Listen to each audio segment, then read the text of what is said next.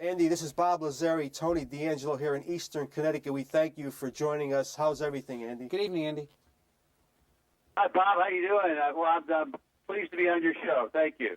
Well, the honor is ours, Andy, Certainly and I ours, know Andy. you've been very kind to, I guess you can call it our sister show, Tony Thursday Night Tailgate. Yes. Our buddy Chris Mascaro over there, and that's how we hooked up. And just a little background information on Andy for our viewers. Drafted in the 16th round, Tony, of the 63 draft out of Missouri. 7-time Pro Bowler, had 18 interceptions in his career. 4 years, he had 3 or more interceptions. Never missed a game in his 12 years That's of NFL. Remarkable record. Again, That's very lucky.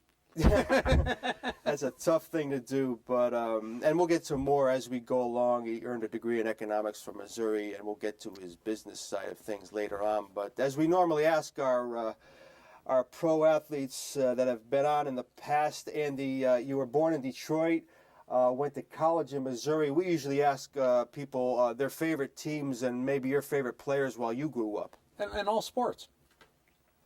Well, you know, actually, I've also said my parents really didn't push me to get into sports at all. And, you know, back in those days, they were Scottish, so they didn't want to buy a TV. So we didn't have a TV until I was 12 years old.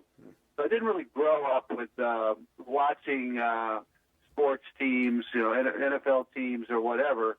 So I just always wanted to be in the playground. I wanted to do the best I could do, and I grew up loving sports, and then, you know, played in high school, of course, and then college and pro. So it was an exciting adventure. And Andy, here you are out of Missouri. You're drafted in the 16th round of the 63 draft. At that time, do you remember it being a disappointment to you, or did it simply make you hungrier to become the player you ultimately did? Well, no, actually, see, what happened is my father had made me promise I'd never play pro football. Wow. And I said, well, he was a corporate executive in for Monsanto, heading up their European operation. And I said, well, Dad, why would you say that? He said, because it would humiliate the Russell family to have a son play a game for a living. You have to be a worker. Wow. You can't be playing games. So I said, well, Dad, I think that's fine because I got ROTC, and that meant I had 2 years active duty as lieutenant in Germany. So I knew that no team would take me back after a couple of years. So I thought, well, forget the professional football. So I made a promise to my father. In those days, there were only 12 teams in the NFL. Mm-hmm. And, you know, 32 now, but 12 in those days. And I got 11 forms. There was no tryout camps in those days. They just send you a form. The first question is, are you interested in playing pro football?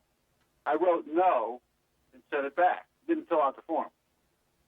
The only team that didn't send me a form was the Pittsburgh Steelers. Wow.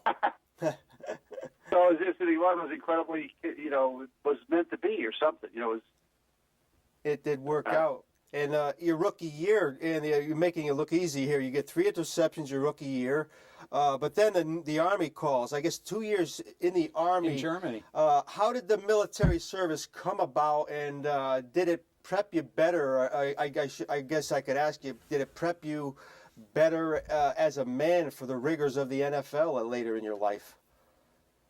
Well, you know, it did help me in some ways. Now, I made the All-Pro rookie team my rookie year, and I was excited about doing well in the NFL. But I had this commitment. I'd already said I'm going to go, and the Steelers said, you can't go to the military. I said, well, it's not an option. I've got a contract with the United States government. I got to go, and I went, and I'm glad I did. You know, looking back on it, it was a great experience, and because I actually ended up playing football over there in something called USARA, United States Army Europe Football, where you had 10 divisions of 25,000 men. Well, you can pick a halfway decent football team from 25,000 men. You would think. Wow. You know. and so we I actually was able to coach the defense and played middle linebacker and got really involved with what all the players were doing. So I think I came back with a more of a detailed attitude about that. Of course, that was what Chuck Noll loved, which was just, you know, success is in the detail. And so I did a lot of studying. I memorized the opponent's tendencies and pretty much knew what they were going to do. Yeah, sure. It seems like it did help. Again, folks, we're on the phone with the great Andy Russell, former Pittsburgh Steeler. Tony, question? And Andy, it's a tremendous pleasure to have you tonight. Can't tell you how much we appreciate it. About a year ago, we had Rocky Blyer on the show, and my deceased brother was a huge Pittsburgh Steelers fan, so I was watching you when I was small, and there was John Henry Johnson and Ed Brown and Myron Patios, and I remember all these names. And I do remember you as a young linebacker, but when my brother was about 16 or 17, he was upset that the team was losing, and he wrote a letter to Art Rooney asking if he could be head coach. Now, great surprise to the rest of us. Art Rooney wrote back a 4-page handwritten letter. I wish I had it today. Things about, I like, Mike, I'm so happy you enjoy football, but stay in school, be nice to your parents, stay out of trouble, concentrate on a career. And it was chilling to have this man give so much attention to this boy. And I'm just curious to have your impressions of Mr. Rooney. That doesn't surprise me because the chief, as we called him, Mr. Rooney, was a great guy, and he always had us come to various charitable efforts and things he was doing, and I can remember one time he took me to a racetrack to watch some horses, race. And then he spoke to Ray Mansfield and myself about how important it is to do things correctly and not to get in trouble and so forth. So he was a great mentor, and I love the guy.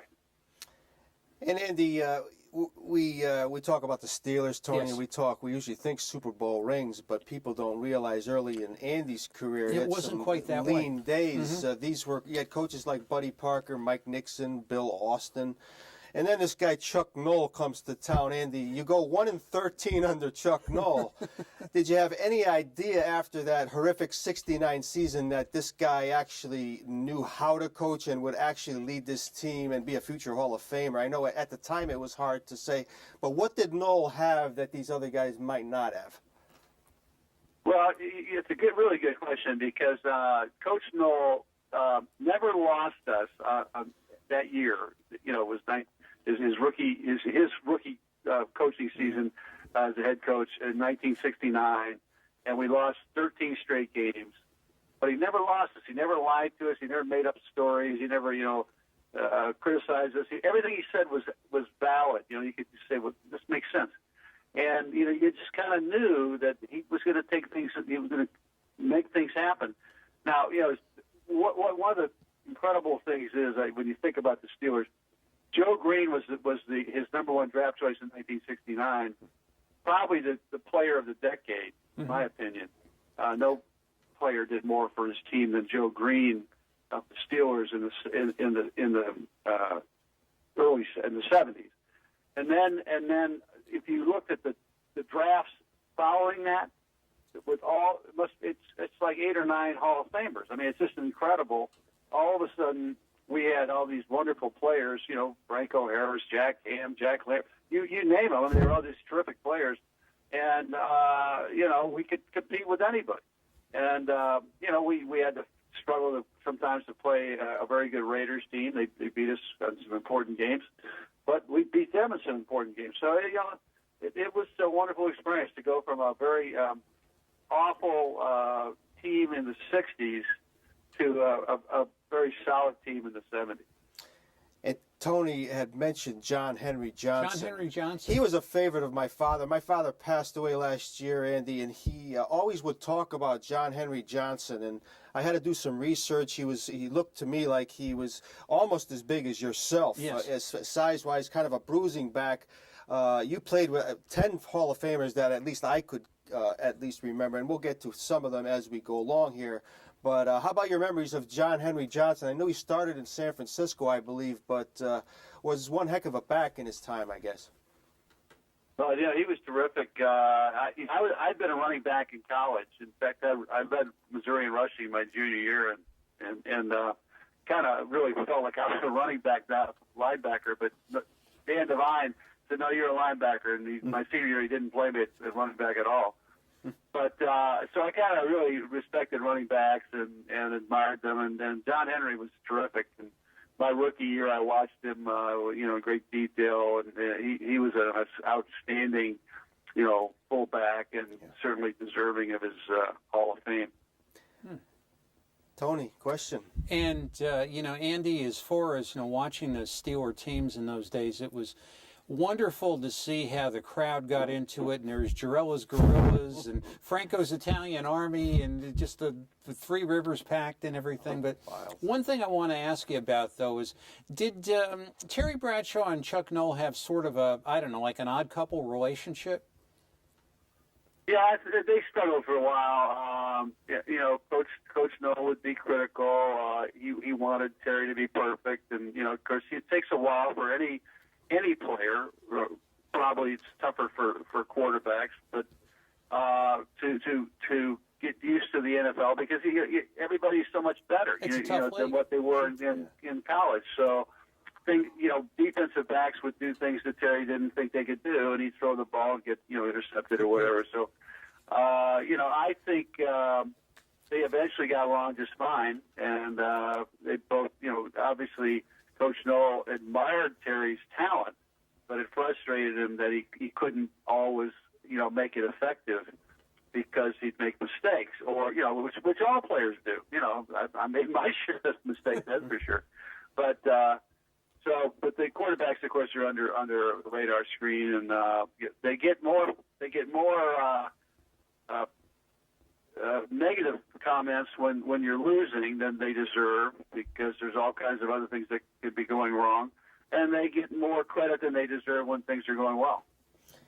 And as we talk to Andy Russell over the phone, we have a collage of pictures that we're showing on the TV screen at various points of his career. To the Super Bowl years, Andy, 74 Super Bowl, you held Minnesota to just 17 yards rushing. It was an amazing defensive effort. That was Franco Harris, Tony, 158 yards in that really game. Was quite a game. At Tulane Stadium. Following year was when they beat Dallas at the Orange Bowl. That was Lynn Swann's heroics that year. Andy, looking back at both games, do you remember either game more vividly than the other, or were they equally special to you? Well, obviously they were both very special against a good team. They were both. The Vikings were an excellent team, very solid on defense, and so were the Cowboys. But I think the first game, when you win your first Super Bowl, that's the most amazing. You just can't believe you're even there, let alone being in contention. And we played. I think the Vikings made a mistake. They ran. The old school used to say, "Well, you run at somebody's strength." Well, they ran all their running plays at Joe Green. That was a big mistake. You would think. And it just didn't. And Joe killed them. And so they had 17 yards and 20 carries or whatever. Yeah. But and then Target was struggling because they try to run the ball. They were old school, and they try to run the ball first and second down. Then it would be 3rd and 10, and L.C. Greenwood had a great game, putting a lot of pressure on Fran, and so did Joe. So that it was just things really went well for us from the defensive standpoint. Of course, it was Franco had all those yards. I think he set up one of the records of how many yards in the Super Bowl that the players had. But he our offense got enough points, and we won the game. And here's the list of some of the players, Tony, Hall of Famers that Andy Russell played with. And Andy's got his own argument for being in the Hall of Fame, and you probably get lost in the shuffle, and that's not fair. But here I'm looking at John Henry Johnson, Terry Bradshaw, Mel Blount, Jack Ham, Franco Harris, Mean Joe Green, Lynn Swann, John Stallworth, Jack Lambert, Mike Webster. Some cast. Quite a cast. Yeah, most of those guys played in the 70s, and and so it was just amazing that because back in the 60s we'd have the number one draft choice because we were the worst team in the league. And we'd have the number one draft choice. The number one draft choice wouldn't even make the team. They cut them. Jeez. So all of a sudden, that all changed. And Coach Noll, I don't know how it happened, where they were able to. I think it's probably had a lot to do with Coach Noll believed that that the most important thing, it's not all your athleticism, it's not how fast you are, how, big and strong you are and all that. It's more about what's your attitude, how do you think? And he was big in that. Again, folks, a few minutes left on the phone with the great Andy Russell. Tony? And Andy, in looking at your life when you had retired from football after 1976, you had elected to stay in Pittsburgh and get involved in the community. Is that something that just kind of happened, or was it the fact that really Pittsburgh is your home and you really became attracted to it over the years? Well, yeah, that's what happened. As a kid, I called myself a corporate brat because my father was with a major corporation, Monsanto, and every time he was promoted, we moved. So I was born in Detroit, Michigan. I spent 8 years there, 2.5 years in Chicago, 4.5 years in New York, and then I went to high school in St. Louis, Missouri. That's why I went to the University of Missouri. Mm-hmm. And so, it was just an interesting, environment and experience to have all these different places. And so now when I went to Pittsburgh, I just fell in love with it. And then after I retired from the game, I'd already started my business in 19. People say, what did you do after football? Right. No. Those days you had to have jobs during football. Yeah. And Yep. so support your habit. Mm-hmm. Yeah, I actually started my own business in 1969. I retired from the NFL in 76, 7 years later. So, what happened is in the first year I was in the business, I was syndicating deals for Wall Street, and I made more money than the Steelers were paying me. My wife said, "Why don't you retire? I mean, you could get hurt." And I said, "No, it's not about money. It's a passion." Because I want to see if we can win half our games someday. Well, we did a little better than that. You sure did. And I should say another highlight, Tony, of Andy's career. In December of 75, he had set the NFL playoff record. He returned a fumble. This was at Three Rivers Stadium. Andy Russell returned a fumble 93 yards during a victory over the Baltimore Colts. And some people... humorously, Andy, have said it's one of the longest football plays from scrimmage in as far as time duration is concerned. But how do you remember that play? That must have been a long run. Well, let me just make my excuses first, because the Steelers wanted to cut on my knee prior to that game, and I said, no, I'm going to play. I'll play with a brace. And I went out and I with a canvas brace, and I was out there playing hurt. And I was the absolutely worst guy to pick up that fumble, and I was hoping I'd get tackled right away. Well, no.